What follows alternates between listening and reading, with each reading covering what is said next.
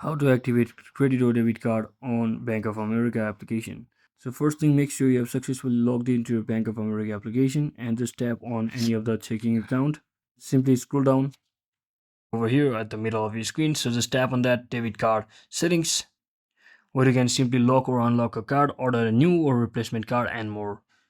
So after that, you will land on this page. So you can just tap on this activate button over here to activate your debit card. As you can see, it's not activated yet. So just tap on that activate button.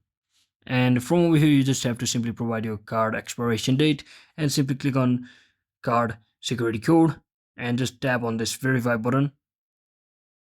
So for card security code, the 3-digit code will be on back of your MasterCard or Visa card. So you can just see that and simply copy it. And for 4-digit security code, you can just find it on front of your American Express cards. So once you do all of that, just click on done, and you will again redirect back to this page where you can simply tap on verify.